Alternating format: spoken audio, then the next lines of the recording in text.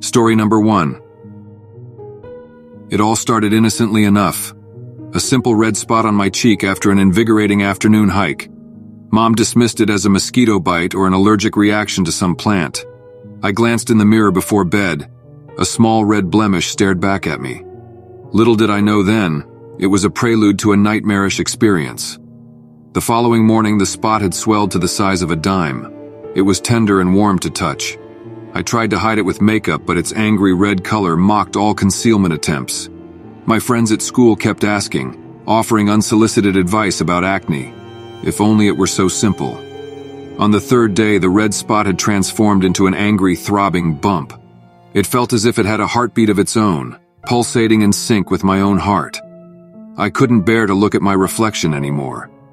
Mom scheduled a doctor's appointment, but it was still a few days away. That night, I couldn't sleep. The pain was unbearable, and the grotesque swelling had taken on an eerie bluish hue.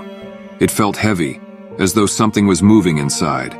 Every rational cell in my body screamed it was impossible, yet the feeling of subtle, relentless movement was unmistakable. In the dead silence of the night, I went to the bathroom, switched on the light, and looked in the mirror. The sight horrified me. It was as if the bump had grown eyes, staring back at me, alive. I felt dizzy.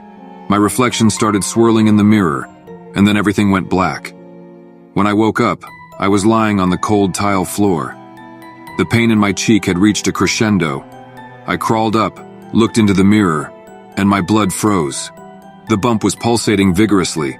Something was pushing against the inflamed skin from inside, eager to come out. I tried to call out for Mom, but my voice was barely a whisper.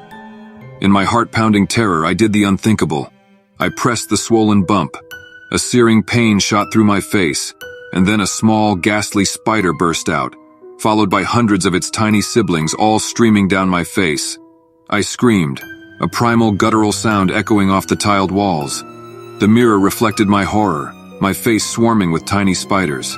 The room spun around me once again, and I plunged into darkness. I woke up to a blinding white light and the sterile smell of a hospital. My mom was beside me, her eyes welling up with relief. They told me it was a spider's egg sac that had somehow found its way under my skin and had hatched. My mind reeled at the thought, at the memory of that horrifying night. They assured me I was fine now. The spiders were all gone, and the wound was healing. But every night when I close my eyes, I can still feel the relentless crawling sensation on my face, the mirror reflecting my horror, the ghastly sight of my face crawling with tiny spiders. The red spot was gone, but it had left a scar, not on my skin, but on my soul. Story number 2. Nighttime in the dense woods is already unnerving, but my nightmare became reality when the flashlight flickered and finally surrendered to darkness. The pitch-black forest responded with an eerie silence, the only sound being my own heavy breath echoing among the ghostly trees. I'd always been terrified of spiders, and the vast wilderness was rumored to be a playground for them. I picked up a thick stick, my only defense against the unseen, and trudged forward. The moon peeked through the dense canopy, casting a dim, silvery light. The forest floor became alive with shadows, twisting and turning with every rustle of leaves, all looking like the creatures I feared the most. A sudden crackle behind me made me freeze. I whirled around, but only darkness greeted me. My skin prickled, a sensation akin to tiny legs crawling up my arm. It was then I noticed it, a large, intricate web glinting in the moonlight. Right in the center was a massive spider, its body glistening grotesquely, the size of a grown man's palm. Its 8 long, hairy legs twitched, and my heart pounded in my chest. I took a step back, my breath hitched. And then, the worst happened. I tripped over a gnarled root, sprawling backward right into a thicket that, to my terror, was crawling with spiders. My body instantly recoiled, as tiny, sharp legs skittered over my skin. Panicked, I rolled over, feeling them on my back, my neck, my arms. My skin crawled as their little bodies brushed against me. All I could hear was the sound of my own screams echoing through the silent forest. Story number 3. My parents left me home alone for the weekend, and the old boiler in our cellar broke down.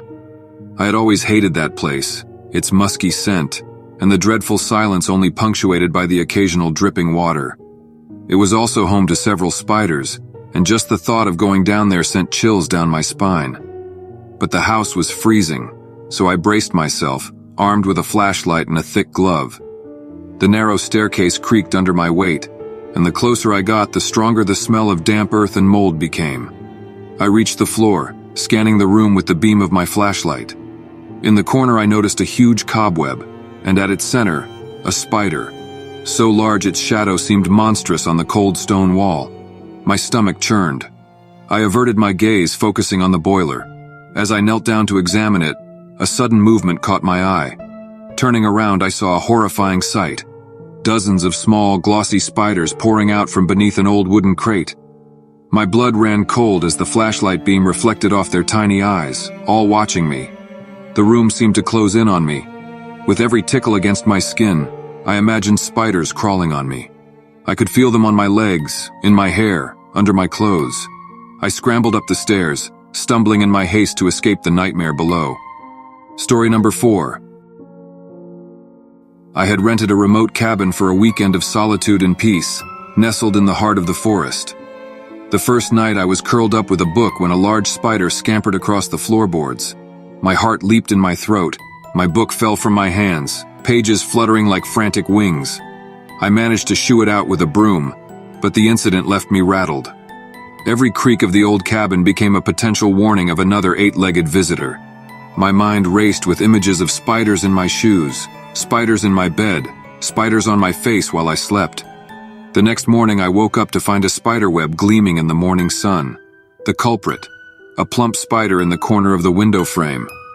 I swallowed my fear, grabbed a broom and tried to sweep it away.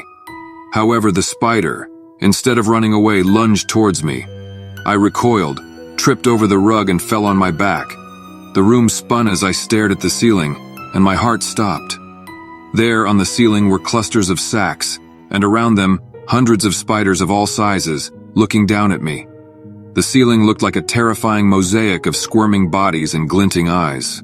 I scurried out of the cabin, my heart pounding, my skin crawling. The peaceful retreat had turned into a horrifying experience that would haunt my dreams for years.